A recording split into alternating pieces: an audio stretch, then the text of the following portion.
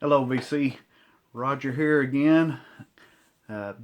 Back to do another video in the series that's been going around of the different, your favorite albums from the different years. I've already done 1970. This one's going to be for 1971. One thing I have found out in doing these videos, my want list has increased dramatically. I keep going through the list of releases each year, and I keep going, oh man, I need that one. Oh, I'd like to have that one. Oh, I need this. And man, I didn't realize how much music was out there that I like in records that I wished I had that I didn't have. I guess it's one of them deals, out of sight, out of mind, but then once you see them, man, I sure would like to get a hold of that one. And so my want list is growing dramatically because of this. Also, in doing this, like I've said in my other ones, this is the stuff I have on albums. I know there's some albums out there that should make the list. I don't have them. Or I have them on CD or a cassette or something like that. So, this is what I have on vinyl only. And so that's what we're going with. And so let's get started here. And my first one is one I have never seen anybody post on the vinyl communities, any of them. And my starting out number 10 for 1971, Music from a Drum, Redbone. This group is an all Native American group. They had a hit before this album with Come and Get Your Love. This one does have the hit Witch Queen of New Orleans. Very, very good record. Got a funk sound to it. The one song that I really like, and I may mispronounce it, Najee Trance. It starts out with a Native American Indian chant, kind of, and then next thing you know, it works its way into just this funk beat and rhythm and just a unique song. And all of their records, because of their Native American background, have some type of influence on their covers and their songs, as far as that goes. But and another unique thing about here, I don't know if they had to have so much time per record or per side, but they do have two songs on here, McSplivets on side one and Perico on side two, that are instrumentals, and they're only 18 seconds long. So I don't know what they were doing, if it was just something to fill time, space in there, or what. But anyway, I mean, they're good stuff, but you only have 18 seconds of it, then it morphs into the next song. So anyway, good stuff. If you're not familiar with them, check them out. Redbone. Number 9. Another one I don't see very often on here. Three Dog Night, Harmony. Great record in my opinion. Has the hits Old Fashioned Love Song and I've Never Been to Spain on this one. But good, typical Three Dog Night, radio friendly pop rock music right there. Another thing that I did not say, that I did on my first video I did of 70, these, or a lot of it, is based off of songs or albums that I have spun a lot. Now I got like the picking Three Dog Night. I went through my list multiple times, and every time I looked at it, I ended up changing that number 9 spot for some reason. And I bet I went through 5 different records changing it. And so I finally said, okay, which one have I listened to the most? And that's why I came up with Three Dog Night. So that is one of my influences also on the way I picked them. Uh, anyway, number 8, we're going with Johnny Winter. Johnny Winter Live.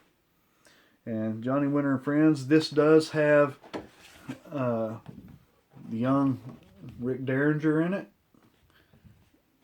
But good live concert. Has a lot of the covers, Jumpin' Jack Flash. Has a rock and roll melody of the early rock with Great Balls of Fire, Long Tall Sally, whole lot of shaking going on. And it ends with Johnny Be Good. So, very, very good live album.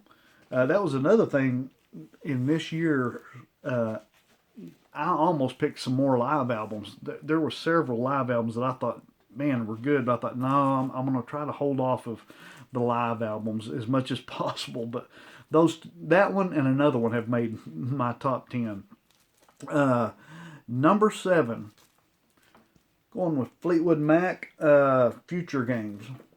This one is when Christine McVie has come into the group and Bob Welch has come into the group. They started moving away a little bit from that blues, the deep, heavy blues rock that they did have with Peter Green. But great record all the way around. You can definitely tell Bob Welch and Christine McVie put their influence in on this one. Out of the, 8 songs on here, 6 of them are by Bob Welch and Christine McVie. So their influence is starting to show up in here. Okay, number 6. Paul and Linda McCartney, Ram. Just not my favorite one of Paul McCartney's, but of his stuff after the Beatles, but I do like this one, especially the big hit on Uncle Albert and Admiral Halsey. Kind of a fun little song there, and I remember growing up hearing that and just thought that was kind of a neat song. But another good solid record. Okay, number 5. Yes, we're down to number 5 already. Had to go with this one. Yes, the Yes album. Solid record all the way through. This was my first experience with Yes, mainly because of the song. I've seen All Good People. Great though. I love Starship Trooper. That little melody, or it's kind of listed as 3 different parts, but that 9-minute Starship Trooper, I like that too. But good, another good solid. Number 4, Faces. Not as good as a wink to a blind horse. Of course, got Rod Stewart, Ron Wood in it. Trying to remember who else was in this at the time. But anyway, what was the big one here?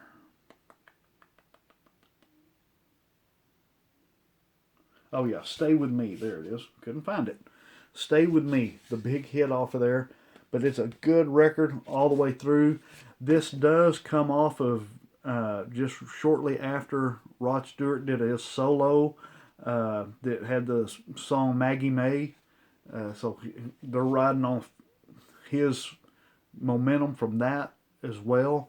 And boy, this one just took off right there with it. But good record. Good record. And I was going to try to stay away from this. For my number 3, though, I just couldn't. I went back to that aspect of what did I listen to a lot, or have I spun a lot. As far as album-wise, I have not had this in album form, record form, in a very long time. For very long. I did have it at one point on an 8-track. My brother had this growing up, so I listened to this a lot from my brother and just loved it. And it's a greatest hits, the best of the Guess Who.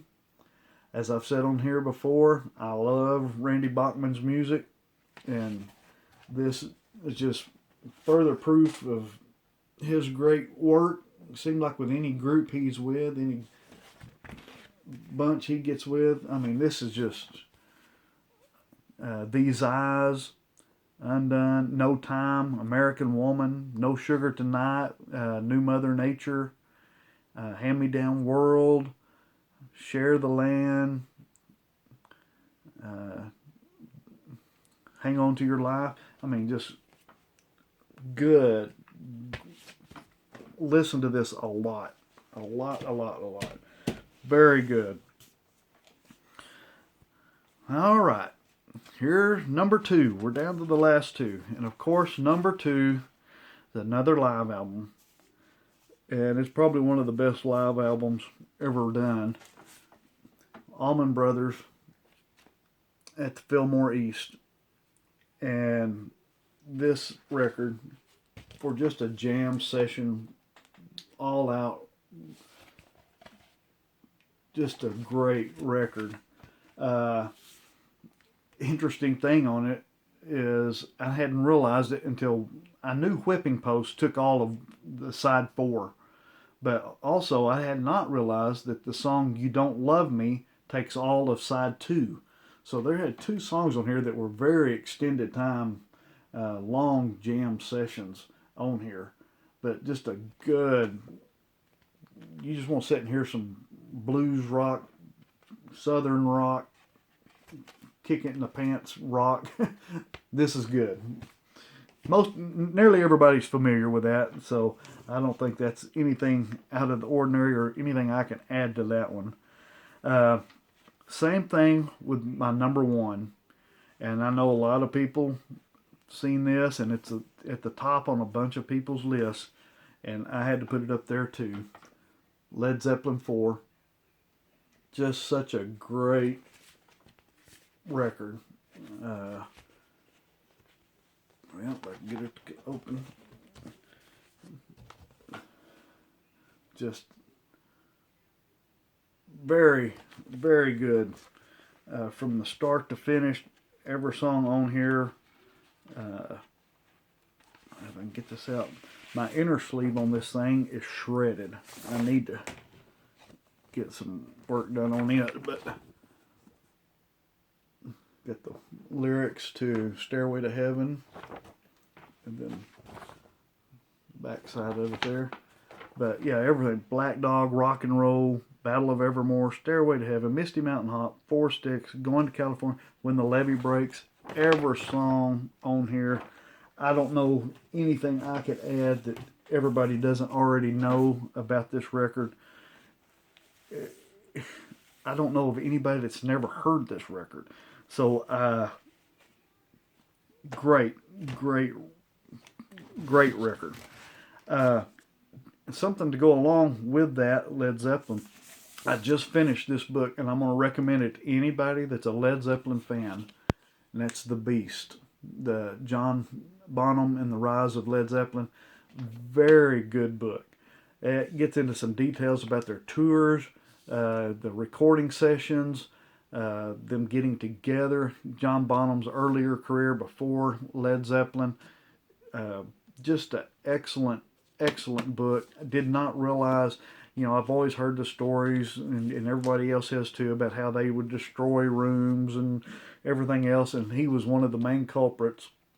But I did not realize one of the biggest reasons was he battled depression and anxiety, and after the concerts he had trouble unwinding, and that's when he'd take out his frustrations and the energy that he had to do something with, and he didn't know how to deal with it, and so he destroyed things. So, but yeah, great book. Highly recommend it to anybody that's a Led Zeppelin fan. So, all right, 1971 in the books. I'll be looking through my stuff for 1972. I hope you liked it. If you did like this one, hit the thumbs up. If you're not subscribed to my channel, subscribe. I appreciate that. I've been trying to keep up with some of these. There's a few people out there doing these yearly countdowns. And like I said, I know there's some out there that I'm not hitting that should be in a list of top 10, but I just don't have them in the vinyl format. So anyway, hope everyone's doing great out there.